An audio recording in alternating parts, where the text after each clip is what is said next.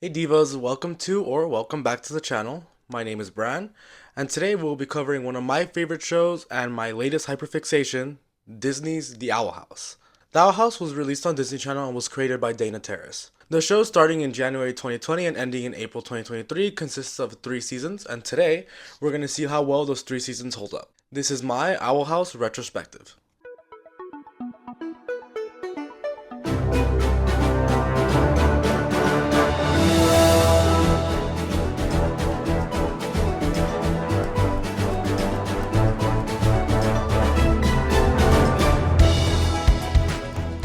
Episode 1, we get introduced to our main character, Luz Noceda, who is our typical quirky girl who does not fit in. She is your typical outcast. We start things off with Luz in the principal's office getting in trouble for a book report she did in class. Maybe because the book report involved actual live snakes. However, this is not her first offense.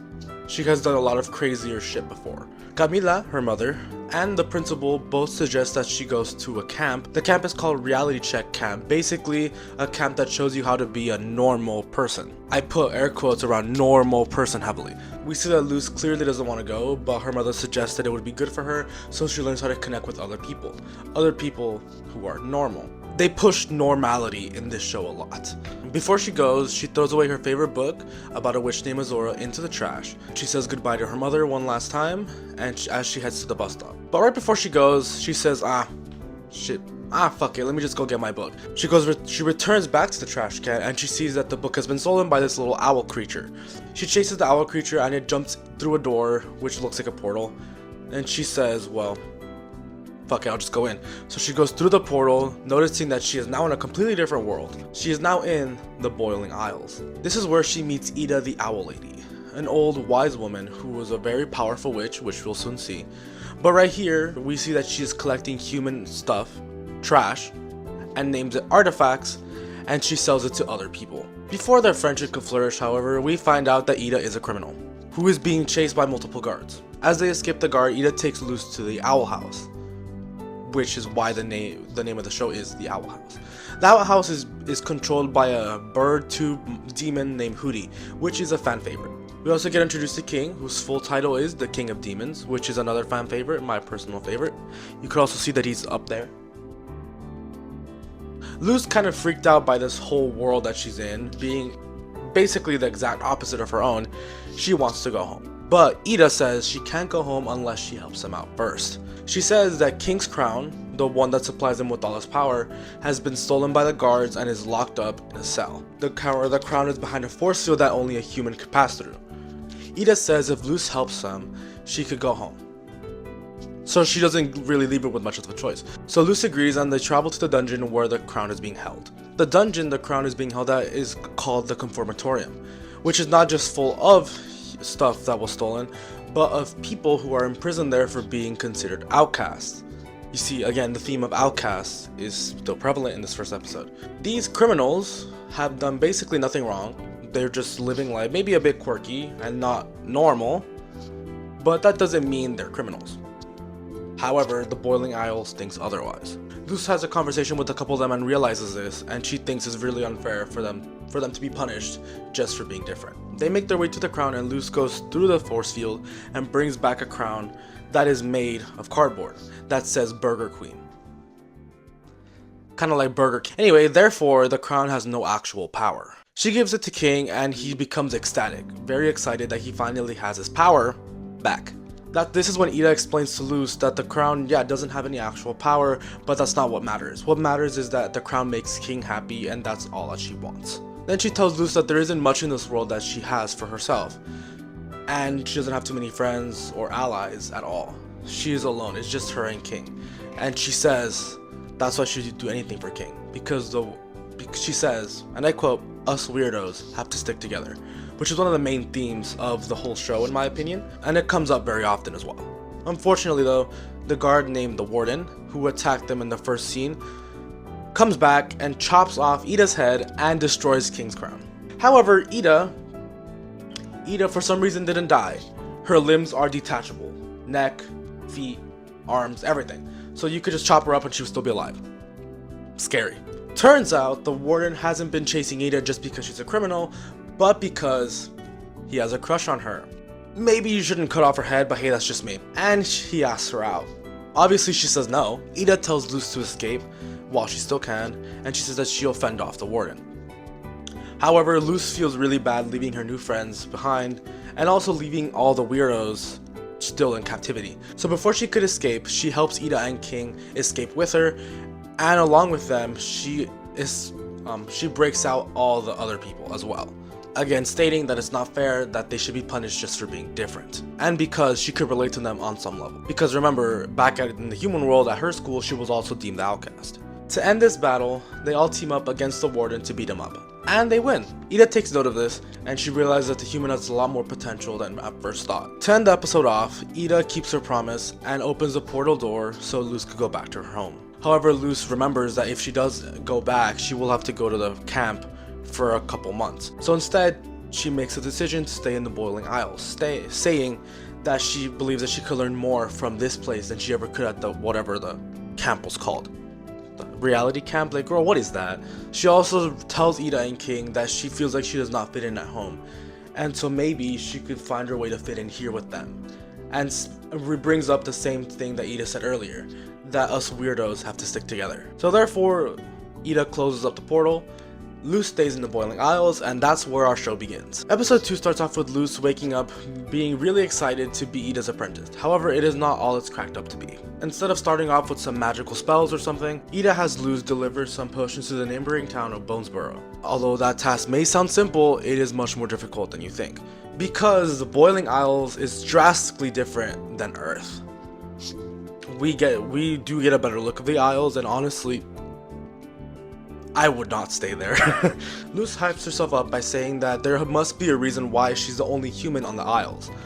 Maybe she has some magical destiny, or she's part of a prophecy, just like her favorite character from her book, Azora. This delusion is also kept up by the fact that one of the packages she has to deliver is addressed to some wizard, who basically tells her the same thing. The wizard man gives Luz a map to find a magical staff that will purify all the problems in the Boiling Isles, but however, the staff will only appear upon the chosen one. So Luz tells Ida, Ida makes fun of her and tells her that that isn't true. There is no such thing as a staff that heals everything or cures everything, because if there was, she would have stolen it a long time ago. A bit demotivated, but still hopeful, Luz decides to go on the trip without telling anyone.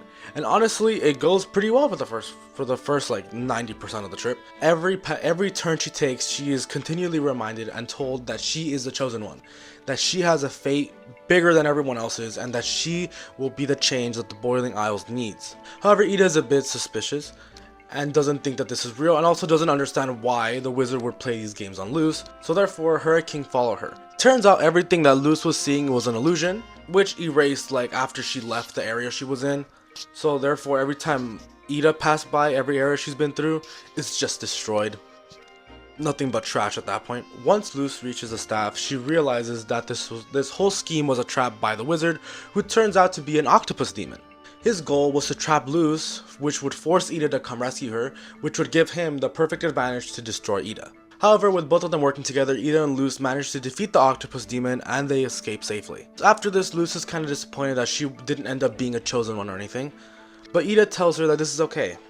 There is no point in waiting for a magic prophecy to one day show up. A prophecy that possibly might never show up to begin with. What matters is taking things into your own hands and choosing yourself, and hope that one day that'll be enough to get you through whatever problems you find ahead. To end the episode off, Ida takes Luz to a different side of the Isles. We get a beautiful view of the Isle, which turns out to be the whole fucking carcass of the Titan, which was a big, basically like Titans in the Greek mythology. This Titan was also extremely powerful and ruled all. And the Boiling Isles is what remains of the Titan's body. So they're all living on the Titan's dead body, basically. As the sun sets, we get this beautiful view, which I'll have on screen. And yeah.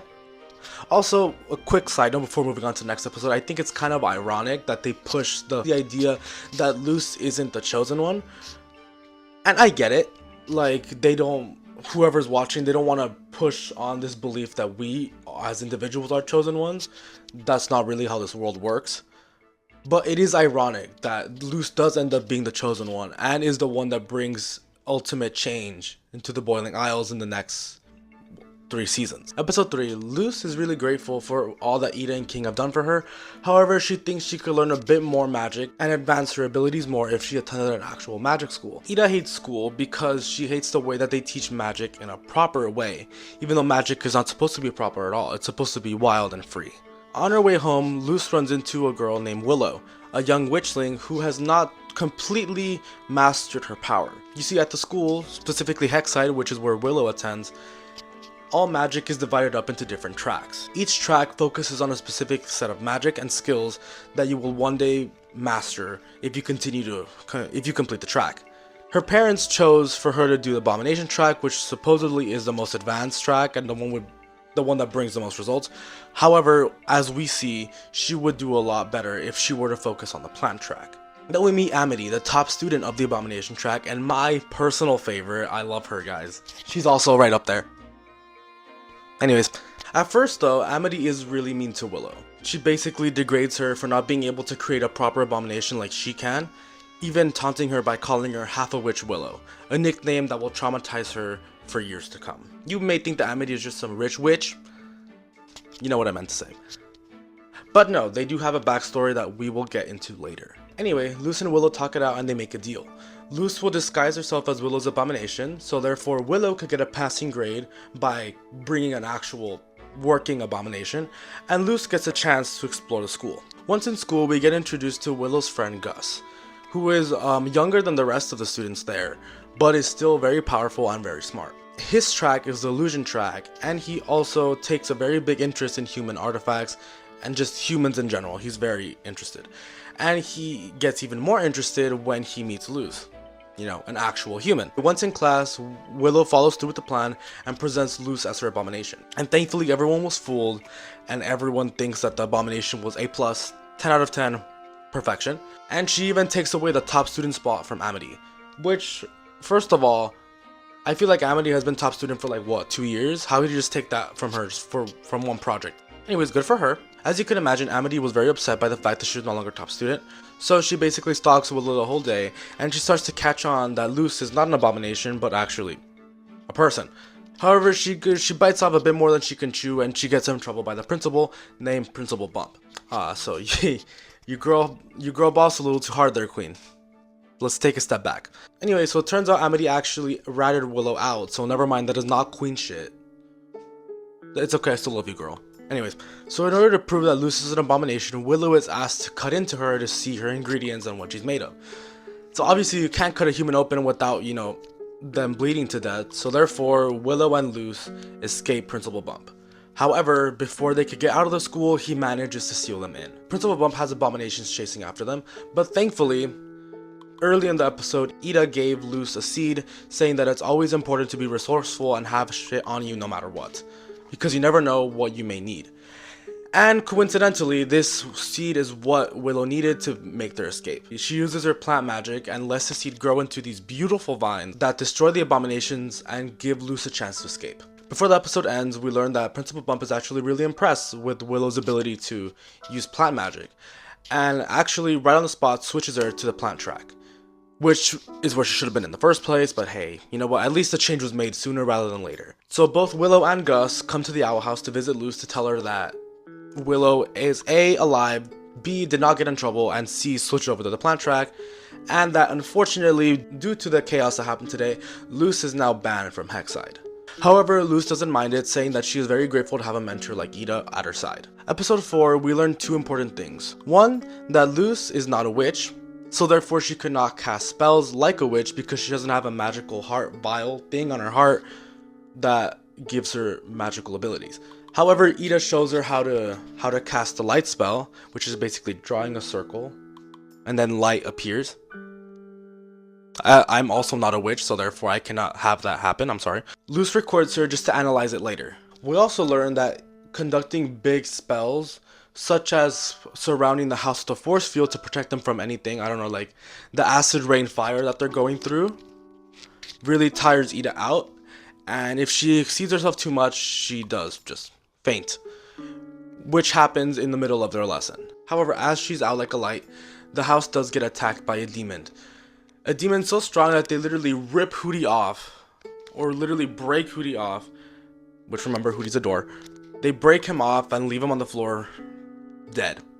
RIP to a real one. I'm just kidding, he's fine. However, after a couple minutes of searching, we find out that this is not any demon. This is Ida herself. Yeah, the second most important thing in this episode is that we learn that Ida was cursed as a kid. And if she either A, exhausts her power, B, gets too stressed, and C, doesn't have her golden elixir to heal her, she becomes this thing called the Owl Beast, which is the thing that destroyed Hooty and detached the door and everything, and basically caused a ruckus. In order to turn Ida back into her witch form, Luz learns how to cast the light spell after analyzing the video that she took of Ida, and she blinds Ida, which gives her enough time to make her down her magical elixir. You may be wondering, oh, hey, well, I thought Luz couldn't cast magic. And yes, you're right. She can cast it the usual witch way. After analyzing the video, we see that there is an image in the middle of the circle that Ida draws. After redrawing this image on a paper and tapping it, it produces a light, therefore creating the light spell. This is what the show calls glyphs, which are little symbols that you can draw that produce magic. So all she has to do is draw that symbol on a piece of paper, tap it, and out comes light. This is her first glyph that she learns, which is called, say it with me now, the light glyph. Of course, as you may imagine, different glyphs have different properties. This one has light, and we'll go over some more as they come up later throughout the season. I feel like we should talk about Ida's curse for a second. Ida's curse is very important in the story because it's something that she can't control and that she can't heal. She is stuck with it. The Owl House community has talked about it, and I agree that Ida's curse is a symbolism of mental illness and how you can't cure it. You just have to learn how to deal with it, even though sometimes it can be more difficult than others. The best thing you could do is possibly take medication, as Ida's doing with her elixir, and also have a strong support group as she now has with Luz and King, being able to talk about it and being able to work through it together, not just by yourself. So that's the main thing that we get out of this episode, right? That Ida now has her support group and is stronger than ever before. Episode 5, today is the day of the Covention, where witches can go to learn about the different covens that we find in the Boiling Isles. Just as a side note, covens are the things you go into after mastering a track. But once you're in a coven, you could not switch out. So say you wanted to be in the Plant Coven and in the Abomination Coven, you can't. Because once you choose one, there's no getting out. How this works is that once you decide to join a coven, they will actually brand your hand right here with a coven sigil. Therefore, basically meaning that your magic in that coven will be strengthened, but you cannot use any other magic. So therefore, not only is it forbidden to do different types of magic, you just can't do it. Yeah, it turns out Ida doesn't like conventions because A, she hates the fact that it is like inspired and it is pushed upon you to choose a coven and to seal all your magic away when you could just be strong and just learn different kinds of magic. And B, remember she is a criminal and basically there's a lot of guards here, so therefore she will probably get captured in a sec. However, at this convention, we find out that there's a special guest, the special guest being Ida's sister, Lilith. Lilith being the head of the Emperor's Coven, which is the strongest coven in the Boiling Isles, which allows mastery over all types of magic. Also at this convention, Luz runs into Amity, who is still kind of angry that Luz got her in trouble with the principal, so therefore she bullies her and King relentlessly. However, to make this stop, Luz challenges Amity to a witches duel, which is basically where two witches battle out with their magic. You get it. They make an everlasting oath, or a pact, you could call it. If Luz wins, Amity has to be nice to her and King, and she has to replace all of King's belongings that she destroyed, which I think was just a cupcake. So, it's not high stakes. However, if Amity wins, Luz has to promise to give up being a witch and give up her training forever. So yeah, I would say this is not a fair deal, but Luz says yes. So after making this deal, Luz runs to Ida to get some help. However, before she could get to her, Ida runs into Lilith, her sister, right? They both start arguing, but the main thing they want to prove to each other is how good of a teacher they both are. So therefore, they push two of their main students against each other. Two of their main students being, obviously Luz, who is Ida's student and only student, and Lilith's student being Amity. So they were gonna fight anyway. So once both Luz and Amity make it to the arena, Ida decides to have some cheating involved. Because obviously the only spell that Luz knows is the light glyph, which isn't gonna do much in a fight. what is the light going to do against Amity's abominations? Nothing. So therefore, Ida jerry rigs the whole arena and places like traps all over it that every time someone steps on it, a powerful magic erupts. Either it be spikes, ice, plants, or fire. Regardless, every step that the Amity's abomination takes, it will get destroyed. However, Lilith also implements some cheating of her own. Suspecting that Ida was going to cheat, she gives Amity a power glyph from the construction coven. A power glyph being like this little sticker that amplifies your power, both physical and magical power. After this comes to light, Amity gets really embarrassed and runs off, and Luce runs after her. Luce catches up to Amity and she apologizes for cheating and for humiliating her, and she says that that was never her intention. And she shows her that she is practicing as hard as she can to be a witch, even though it isn't in the conventional way, just like Amity is. At the end of their conversation, Amity kind of better understands Luce, and she undoes the everlasting oath, meaning that Luce could continue to study magic without any bad implications. I think this scene is really important because this is the first time they get to see eye to eye, and possibly where their friendship first starts. Anyways, back in the arena, we still see that Lilith and Ida are both still in there, and that they're both making fun of each other for cheating, but to end it off, they both have a witch's duel. And let me just say, it is something very crazy and something really cool to see two of the most powerful witches in all the Boiling Isles duke it out together, or duke it out against each other. As I said, they're both extremely powerful and their powers are kind of matched or at the same level, so therefore the battle ends in a draw. Ida gets to escape from her, while Ida returns back to the Emperor's Coven. And we find out at the end of the episode that Lilith actually has direct orders from the Emperor to capture Ida. So yeah, let's remember that. Episode 6, which is mainly filler and our first filler of the season, tonight is the Moonlight Conjuring, which is basically their version of a slumber party, where you just bring something to life. Willow is very upset that Amity didn't invite her to her slumber party because she said, quote unquote, no dorks allowed. Which is like, girl, come on. What are we, 10? So Willow, Gus, and Luce decide to do a Moonlight Conjuring of their own, and they accidentally bring the Owl House to life. While they do that, Ida and King both go to the night market to get more elixir because her curse is acting up again. One important thing to note is that at the night market, Ida and King both meet Tibbles, this pig bitch that comes out later in the story, but just remember that this is where he makes his first appearance. We also learned that both Willow and Amity were best friends when they were younger. However, they both stopped hanging out when Amity got her magical ability and Willow had not yet. Everything ends up okay for Ida, she gets her elixir and heads up back home, and it turns out Amity and her friends weren't even able to bring alive a doll. Which is also when we learn that only the strongest of friendships can bring anything to life. Therefore meaning that Amity does not have a good friendship with her friends, but the friendship that Luce, Willow, and Gus share is something really strong. Episode 7, Luce returns some books to the library while Ida and King both look after the Bat Queen's babies, the Bat Queen being one of the most richest demons in all of the Isles. At the library, Luce catches Amity reading to some kids. She states that this is the first time she's ever seen Amity be nice to anyone, so she gets the idea to befriend her, kind of wanting to go from an enemies to friends. Story arc type shit. However, it doesn't work at first, and Amity just tells her to leave her alone. However, this is where, right after that interaction, this is where Luce meets both Edric and Emra, who are Amity's older siblings, and who are also both twins. So if I refer to them as the twins, you know who I'm talking about. So since Luce can't hang out with Amity, she decides to hang out with her siblings. And they decide to do a whole bunch of pranks and just crazy stuff together, to the point that they get kicked out of the library. Luce hopes that by befriending her siblings, she could one day befriend Amity herself. Before they could leave, however, the twins convince Luce to come back to the library after hours so they could have some fun. Turns out the reason they wanted to come back at night was because tonight was the event of the Wailing Star. The Wailing Star gives magical properties to all the books in the library, because once they are opened, everything that's in there pops out. So therefore, it's like, if you were to open the Hunger Games, then you would... Okay, maybe don't open that one. Also, quick side note, if you were to edit anything in the books, like change an illustration or change the dialogue, whatever comes out also comes out edited. Take note of that for later. Also, we learned that Amity has a secret room in the library where she goes to study and just to get away from everyone else.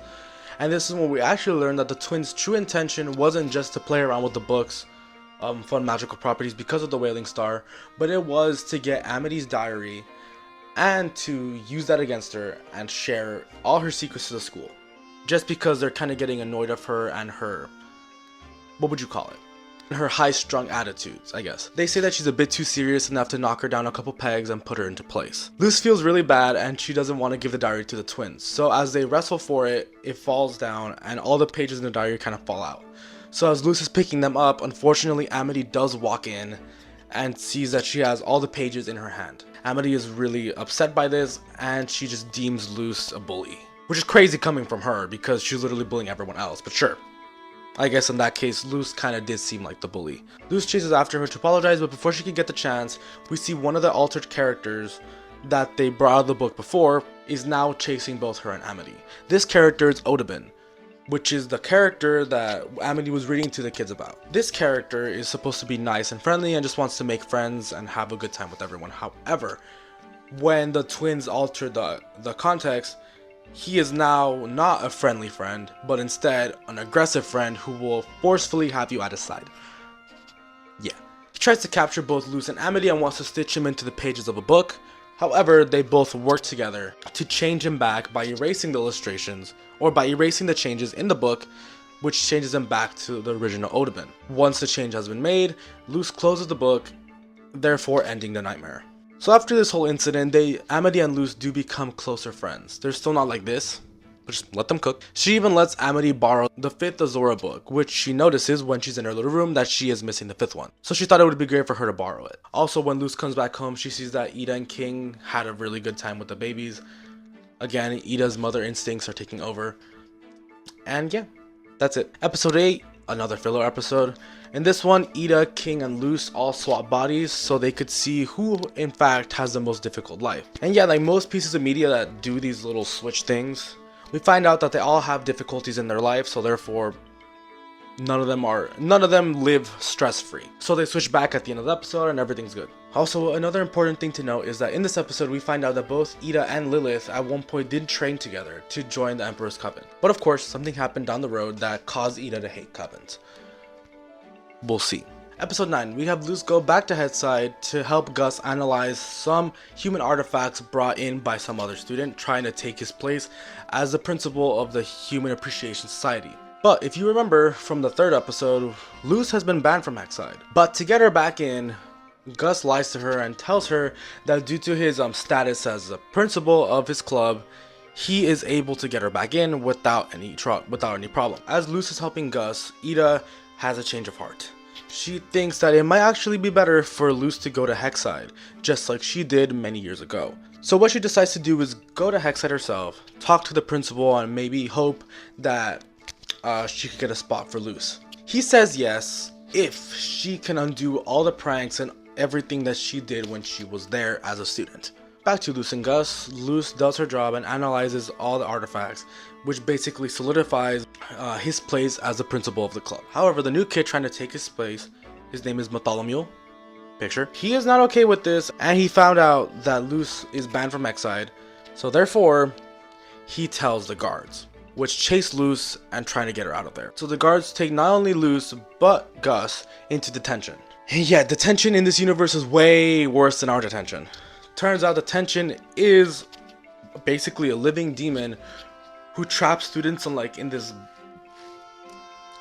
goop cocoon thing and basically brainwashes them into believing that they are good students. However, they all manage to escape, but in doing so they destroy the detention and basically destroy the demon itself. And unfortunately, the second they break out of those doors, Principal Bump and Ida are right there witnessing the whole thing. At that moment, Ida had completed cleaning everything and basically got Luz a spot in the Headside, but after Principal Bump witnessed what Luz just did, he revokes the spot. However, thankfully Gus takes the blame because it was kind of his fault. He shouldn't have lied to Luz in the first place. But yeah, he takes the blame, therefore Luz still gets a chance to come to Headside. Main takeaway from this episode is that Luz and her friends are really powerful, especially together.